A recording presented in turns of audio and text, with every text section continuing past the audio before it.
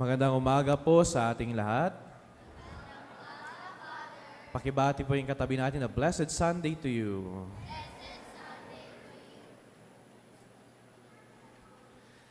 Kapag tayo'y may bisita, lagi tayong naghahanda. Naalala ko dati, nung mga bata kami, kapag may mga bisita kami, sabihin na ng kapatid kong babae, okay, general cleaning.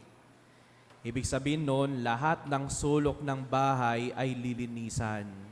Hindi kami pwedeng umalis kasi kailangan namin mag-floor wax. Diba, ang floor wax dati, dapat i-apply mo muna, then antayin mo, then maglalampaso ka. Ngayon kasi mga tiles na mga map-map na lang, pero dati may mga ganun. So kami noon, makita namin kung gaano ka-importante na dapat malinis ang bahay kapag mayroong darating na bisita. Kasi alam namin na ayaw naming mapahiya at dahil gusto rin namin na kapag sila'y darating, talagang malinis naman at kaaya-aya ang daratnan nila. Ganito ang konteksto ng ating panahon ng Adbyento. Nasabi ko nung nakarang linggo na ang panahon ng Adbyento ay paghihintay. Pero alam natin na kapag may bisita, hindi lang tayo dapat naghihintay. Dapat naghahanda tayo at naglilinis ng bahay. And when we apply this concept, my dear friends, sa buhay natin, ganun din po tayo kapag tayo naghihintay sa bisita nating si Jesucristo, hindi lang ibig sabihin na we possibly wait for His coming, but rather, kailangan din merong paglilinis at pag-aayos ng ating mga puso. Na we cannot just welcome Christ in our lives, na ang iaalok natin sa Kanya, ang ipapa-welcome natin sa Kanya ay yung mga puso nating punong-puno ng mga hindi magandang bagay. Kaya sa ating Ebanghelyo, si Juan Bautista, lagi niya sinasabi, repent, prepare the way of the Lord, magbago na kayo, magsisi kayo sa inyong mga kasalanan. Kasi alam niya na when we repent from our sins, it is the best way of preparing for the coming of Christ in our lives. At alam ko na every year, alam ko na sa bawat taon, laging goal naman talaga natin yung magbago. That's why when we enter the Advent season, then later on Christmas, then New Year, di ba may mga resolution tayo. This year, kailangan mas maging mabuti na ako. This year, mas maging tapat na ako. This year, papayat na ako. This year, mag-aaral na ako ng mabuti. This year, ang dami yan. We have so many resolutions and dreams because we want to improve ourselves. Gusto nating magbago. Gusto nating maging mas mabuti. We want to become better. Pero ang tanong, let us ask ourselves, kumusta yung mga resolutions natin na nisinet natin? Kumusta yung mga goals natin, para sa sarili natin? Yung iba, nakalimutan na. Yung iba, sasabihin na, okay lang, may next year pa naman. Next year na ulit. Then we carry through over and over the same attitude until such time na wala na nabago. But my dear friends, pinapaalala sa atin ngayon, gaya ng sinabi ni Juan Bautista sa mga Saduceo at mga Pariseo. Sabi niya, kung totoong nagsisisi kayo, dapat pinapakita ninyo sa buhay ninyo. When you really say that you are repenting from your sins, then it should be believable. Dapat kapanipaniwala at nakikita.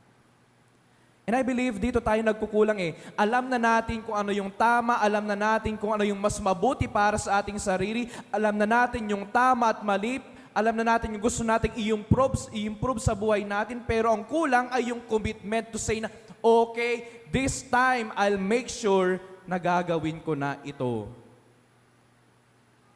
Kasi iba yung iniisip mo lang sa nag-commit kang gagawin mo iyan.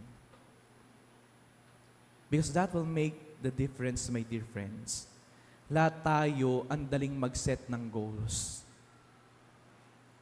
Pwedeng sabihin mo na, okay, this year magpapatawad na ako, pero nakita mo pa lang yung kamay mo, ay, ayokong magpatawad talaga. This year, maging faithful na ako, pero pag open mo pa ng social media, ay wow, napapatingin sa iba. This year, mag-aaral na ako ng mabuti. Hilata naman, nagsa-social media, hindi nag-aaral. Tapos pagpasok sa school, nag-cheat lang.